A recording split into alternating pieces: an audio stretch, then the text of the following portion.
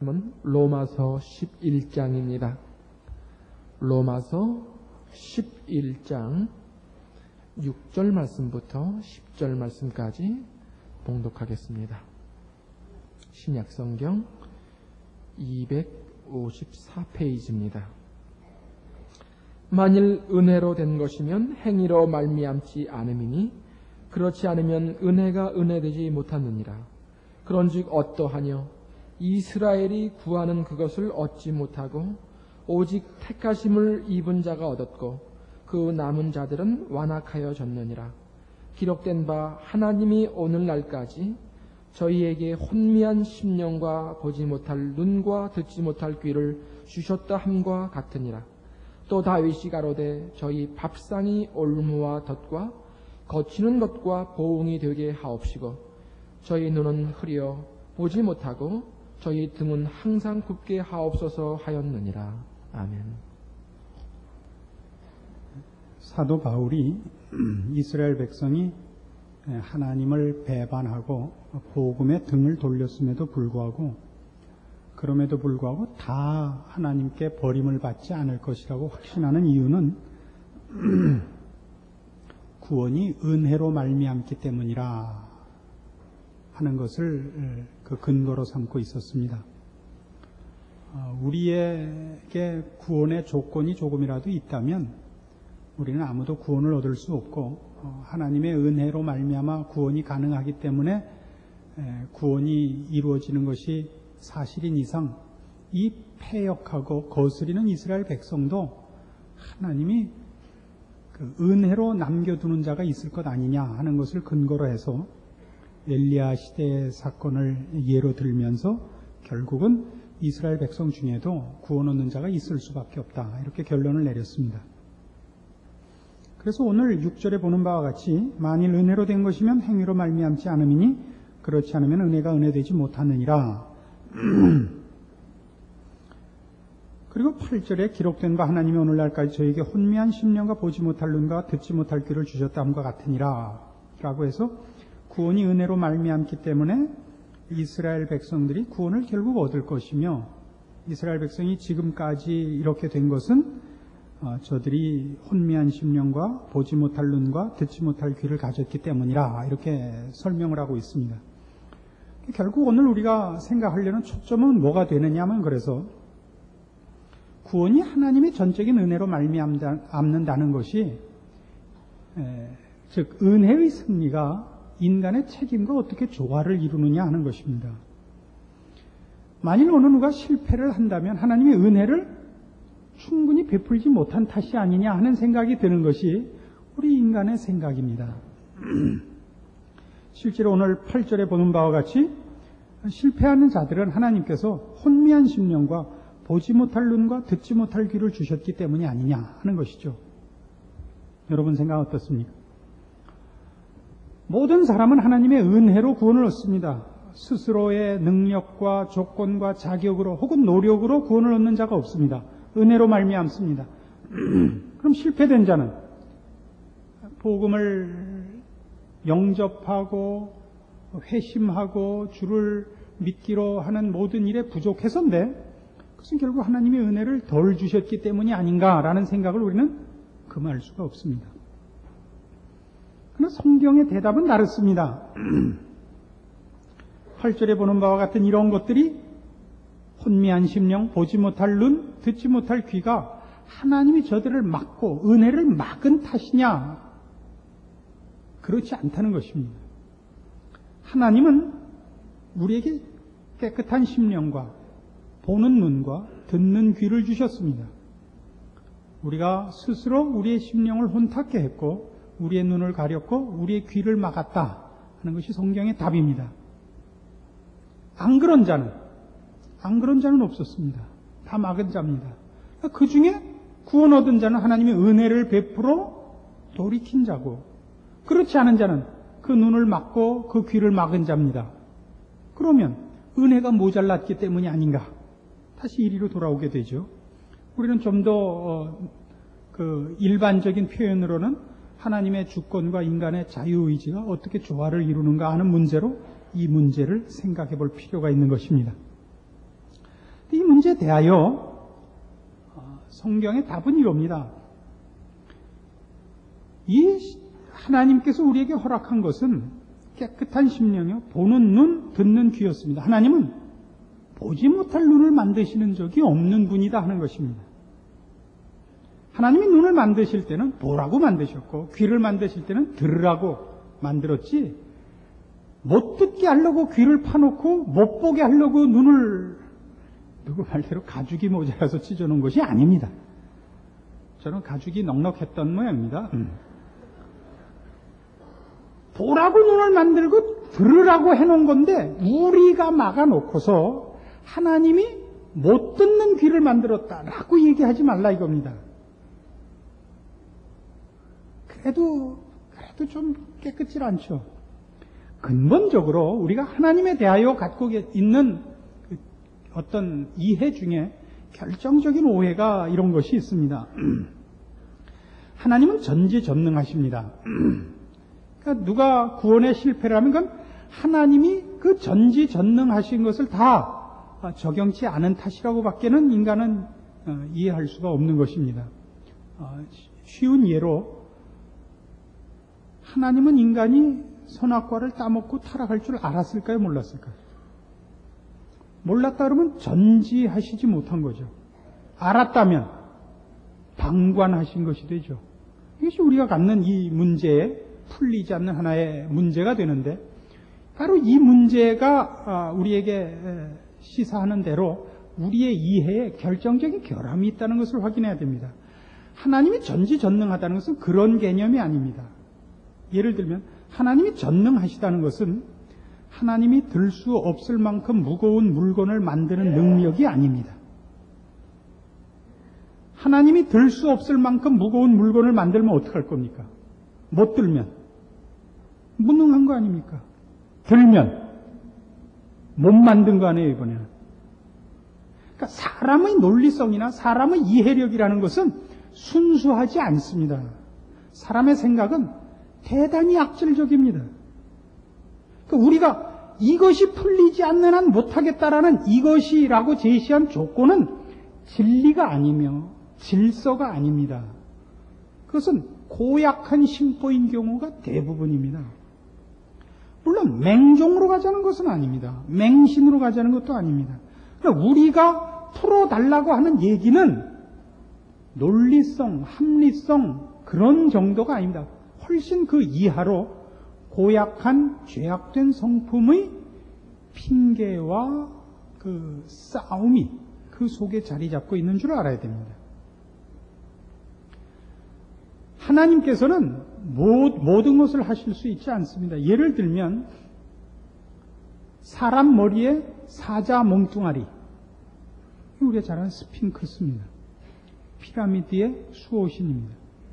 그런 걸 하나님은 안 만드십니다. 사람 머리에다는 사람 몸을 주십니다. 이게 딱 맞기 때문입니다. 어떤 의미로? 어떤 힘과 능력에 있어서가 아니라 인간적인 어떤 수준과 격에 맞도록 만든 것입니다. 허리가 아프고 나면 모두 이런 얘기를 해요. 사람도 네 발로 기어 다녔으면 디스크는 없었을 텐데. 그런 쓸데없는 소리 하지 마시고 걸어 다니는 게 다행인 줄 아십시오. 기어 다녔으면 어떡할 뻔했습니까? 여기 다 와서 지금 예배 볼 때 다 엎드려 있었을 거 생각하면 끔찍해.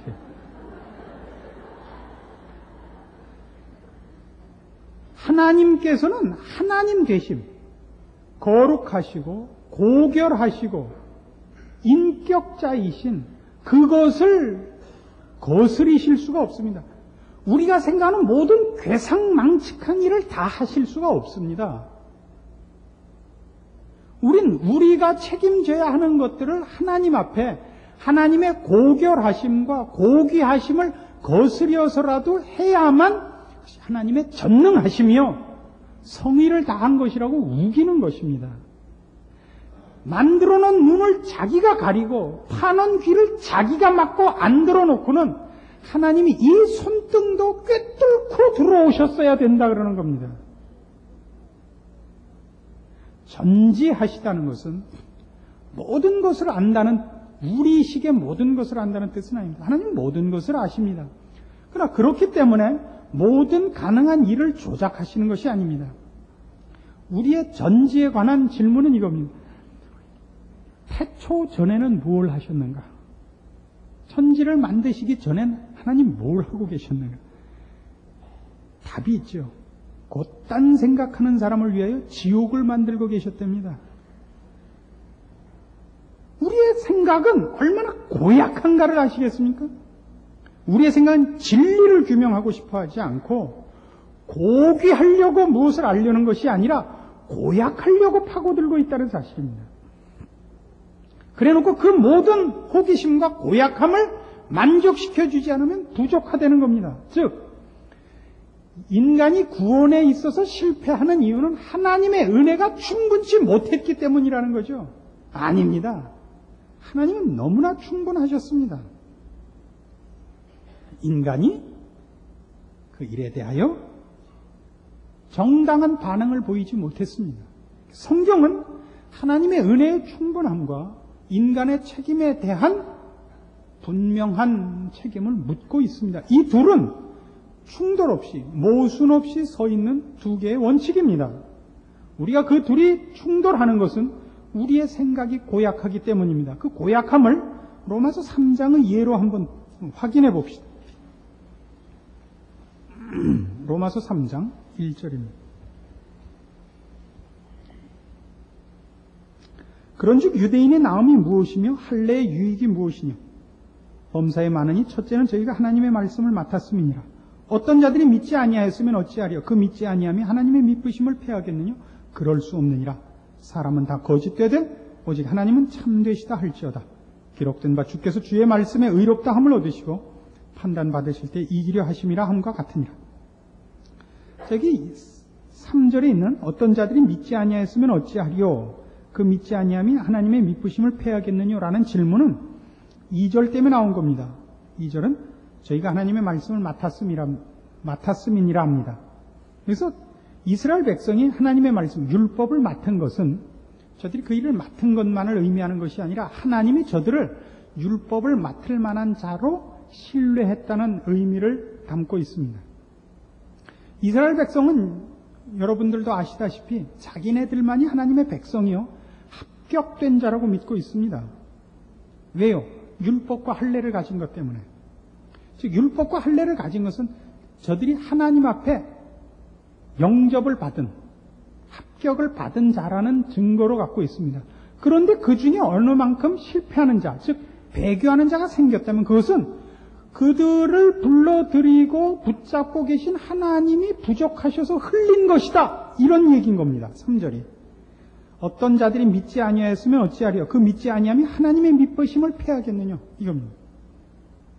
우리 지금 하는 질문과 같죠. 하나님의 은혜가 충분하다면 어찌하여 믿지 못하고 실패하는 자가 있느냐? 하나님의 은혜가 충분하지 못한 탓 아니냐? 그런 방불한 질문입니다. 거기에 대한 답은 이겁니다. 그럴 수 없느니라. 사람은 다 거짓되되 오직 하나님은 참되시다 할지어다. 첫 번째 원리는 이겁니다. 이런 식의 의문과 유혹에 대한 성경의 답은 하나님에게 핑계와 책임을 묻는 것은 그것이 무엇이든지 틀린 생각이다 이겁니다. 왜냐? 하나님은 하나님이 하셔야 되는 은혜와 긍휼과 사랑과 진리와 베푸시는 구원에 대하여 너무나 충분하셨고 언제나 실패하는 쪽은 인간이기 때문입니다. 사람은 거짓되고 하나님은 참되십니다. 하나님은 미쁘십니다. 그래서 그 답에 무엇을 하나님은 언제나 옳고 사람이 거짓되기 때문에 문제가 생긴 것이다라는 답과 함께 무슨 답을 제시하느냐면 기록된 바 주께서 주의 말씀에 의롭다 함을 얻으시고 판단받으실 때 이기려 하심이라 함과 같습니다. 거기다 심판을 언급하고 있습니다. 심판을 언급하고 있다는 것은 하나님이 사람에 대해서 심판을 언급하는 것은 이 잘못된 일에 대한 책임이 하나님께는 없고 우리에게만 있다는 뜻이지 않겠습니까? 그 잘못이 하나님에게 있는 것이라면 심판이라는 게 있을 수가 없죠. 하나님께서 무슨 계획을 수정하셨다든가 무슨 법을 바꾸셨다든가 하는 일은 있을 수 있어도 심판이 있을 수 없죠. 심판이 있다는 것은 그 모든 책임이 인간에게 있지 하나님께 없으며 하나님이 그 하신 일에 대하여 심판을 행하실 만큼 정당하셨다는 것을 반증하고 있는 것입니다. 그러나 사람은 뭐라고 얘기하냐면 5절 심판에 대해서 이렇게 핑계를 댑니다. 그러나 우리 불의가 하나님의 의를 드러나게 하면 무슨 말하리요? 내가 사람의 말대로 말하는 대로 말하느니 진노를 내리시는 하나님이 불의하시냐? 결코 그렇지 아니하니라. 만일 그러하면 하나님께서 어찌 세상을 심판하시리요? 그러나 나의 거짓말로 하나님의 참되심이 더 풍성하여 그의 영광이 되었으면 어찌 나도 죄인처럼 심판을 받으리요? 5절과 7절은 같은 내용입니다. 보세요. 우리 불의가 하나님의 의를 드러나게 했다면 내가 잘못해서 예를 들면 소돔 고모라 백성들이 이렇게 얘기할 수 있는 겁니다. 물론 우리가 잘못했지만 우리가 잘못한 것 때문에 하나님이 우리를 심판해서 봐라! 하나님을 거역하면 이렇게 벌 받는다 라는 것이 드러났다면 그 나타난 증거의 가치가 모세가 하나님 편을 들어서 하나님의 영광을 나타낸 것과 그 효과에 있어서 비까비까한데 그렇다면 우리는 악역을 맡은 것이지 어찌 우리가 벌을 받아야 되겠느냐? 내 잘못이, 내 거짓말이 하나님의 영광을 나타냈다면 우리도 상 받아야 되지 않느냐? 사람은 요따우로 생각을 한다 이겁니다. 한 사람의 실패가 그 실패가 자신의 책임이라는 것을 벗어나기 위하여 하나님의 은혜를 충분히 주지 못했기 때문이다 라고 우기듯이 이제 결국 잘못이 증거되면 확정되면 그렇지만 그렇게 해서 하나님의 영광이 드러났는데 효과가 같았는데 나는 영화 찍을 때 악역을 맡은 배우와 같은 것이니까 선한 역을 맡은 사람도 개런티를 받고 악한 역을 맡은 사람도 그 개런티를 받아야 되듯이 나도 상을 받아야지 왜 벌을 받습니까? 사람의 생각은 이렇게 거짓되다 말입니다. 벌 받아 싼 생각을 하고 있는데 그 지가 한 생각이 잘못되고 고약한 것은 생각지 않고 그 답을 만족시키지 못하는 한 하나님이 잘못됐다고 우기고 있는 것이 사람의 생각인 것입니다. 그래서 여기에서 하나님께서 심판권을 주장하시는 이유는 하나님께서는 앞에서도 언급한 대로 정죄할 능력과 지식이 있으며 그 위에 정죄하실 정당함이 있다는 증거가 되는 것입니다. 심판할 정당함이 하나님께 있다면 이제 답은 하나밖에 없습니다. 우리는 우리에게 일어난 일에 대하여 책임을 면할 수가 없는 것입니다. 우리는 책임이 있습니다. 책임이 있다는 것이 하나님께서 우리에게 하실 은혜와 성의를 부족하게 행사하셨다는 것은 결단코 아니라는 것을 동시에 우리에게 확증시켜 주는 것입니다. 그래서 다시 본문으로 돌아오시면 로마서 11장 6절에서 10절까지 말씀 속에 마지막 두 절을 다윗의 시를 인용하고 있는 것을 봅니다. 또 다윗이 가로되 저희 밥상이 올무와 덫과 거치는 것과 보응이 되게 하옵시고 저희 눈은 흐려 보지 못하고 저희 등은 항상 굳게 하옵소서 하였느니라. 이 시편에 많지 않게 등장하는 저주시 중에 하나입니다. 저주시라는 것이 있습니다. 저주시라는 것은 개인적으로 하나님 편에 있는 사람이 그 반대편에 있는 자를 개인적으로 저주하는 것을 말하는 것이 아닙니다. 저주시는 형태는 저주의 형태로 되어 있지만 하나님의 하나님 되심이 오해되거나 약화되거나 하는 것을 오해되지 않도록 말이 이렇게 자꾸 어렵죠. 이제 이 세상을 살다 보면 불의한 자가 의로운 자를 압제하고 행악자가 하나님 편에 든 자들을 못살게 구는 일이 있습니다. 그래서 그렇게 못살게 굴고 하나님을 반역하고 배반하고 사는 행악자들을 저주하는 것이 너 잘못되라 라는 개인적인 사감을 가진 저주가 아니라 하나님의 의로우심과 공평하심이 여일하시며 궁극적으로 그 사람의 행한 것이 선악간에 하나님 앞에서 심판받을 것이라를 강조하는 문학적인 하나의 형태가 저주시로 등장을 하는 것입니다.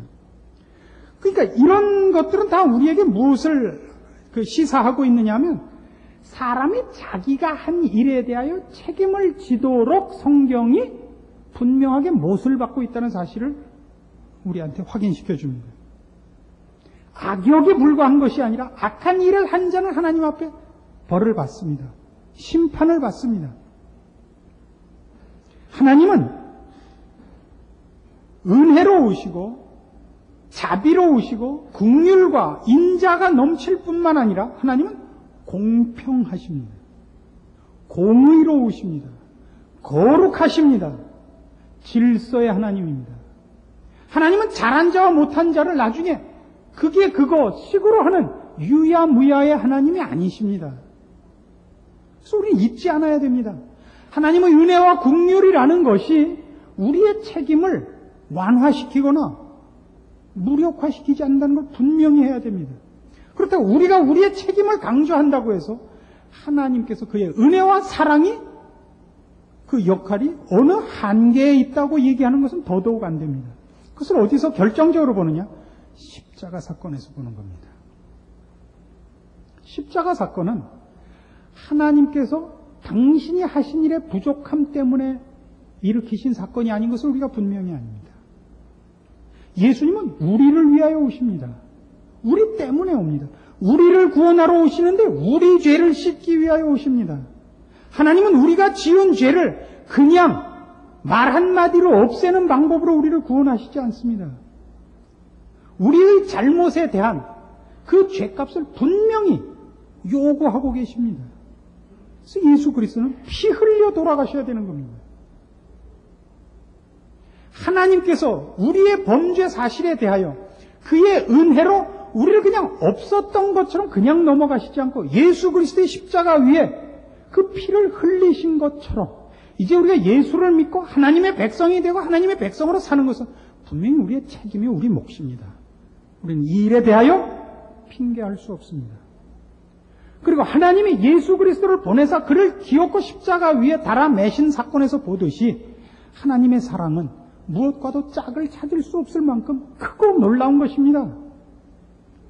하나님의 사랑과 열심을 십자가 사건을 보고도 부족하다고 얘기할 수 있는 사람은 아무도 없습니다. 너무나 충분히 하셨습니다. 그리고 그 은혜의 넘침이 우리에게 분명한 책임을 요구하고 있습니다. 우리는 이 일을 하나님의 사랑의 넉넉함과 우리 책임의 무서움을 충돌 없이 모순 없이 책임의 회피와 핑계 없이 확인할 줄 알아야 되고 그 위에 설 줄 알아야 됩니다. 하나님의 넘치는 은혜와 사랑에 대하여 놀라고 감사하며 기쁨으로 우리 신자된 책임을 수행해 나갈 것입니다. 그것은 두려움이나 무서움이나 합격점에 도달하기 위해서가 아니라 이제 그것이 우리의 기쁜 일이기 때문이에요. 영광스러운 특권이기 때문입니다. 이 책임을 기쁨과 감사로 가지지 못한다면 그는 신앙심에 하자가 있는 것입니다. 하나님의 은혜의 넘침은 우리를 나태로 인도하지 않습니다. 하나님의 긍휼과 능력의 넘침이 우리를 게으름과 미련함으로 끌고 가지 않습니다. 하나님의 주권과 그의 전지전능하심과 우리를 사랑하시는 넘치는 사랑은 언제나 우리를 분발케 하고 사랑의 열심으로 몰아가고 힘을 다하여 주를 섬기는 대로 끌고 가는 것입니다. 우리의 마음 깊은 곳에 있는 게으름을 향한 미련한 핑계가 없는가 점검하시고 몰아내시고 우리에게 허락된 이 영광된 신자의 생활을 감사와 기쁨으로 열심 있게 충성하시는 여러분들 다 되기를 권합니다. 기도하십시다. 하나님 아버지 은혜를 감사합니다. 하나님께서 우리를 사랑하셨고 우리에게 찾아오셨고 우리를 구원하셨으니 우리는 감사합니다. 우리는 하나님의 백성이 되었고 이제 우리 힘을 다하여 주 앞에 봉사할 수 있는 특권을 획득했습니다. 있는 힘을 다하여 주께서 요구하신 것 같이 목숨을 다하고 뜻을 다하고 성품을 다하여 주 하나님을 사랑하고 열심을 품고 사랑하여 우리의 인생의 복됨을 우리 스스로 누리며 하나님의 자녀된 특권들을 그 열매로 맺힐 수 있는 인생이 다 되게 하사 하나님의 자녀된 값을 하게 하옵소서. 그 영광을 승리를 누리게 하옵소서. 그래야 하나님의 높으심과 긍휼하심이 우리 인생에 나타나고 우리가 주를 사랑하며 주를 기뻐하는 줄 모든 이웃들이 보고 우리 하나님 앞에 돌아오는 복된 열매가 있는 인생이 되게 하옵소서. 예수님의 이름으로 기도합니다.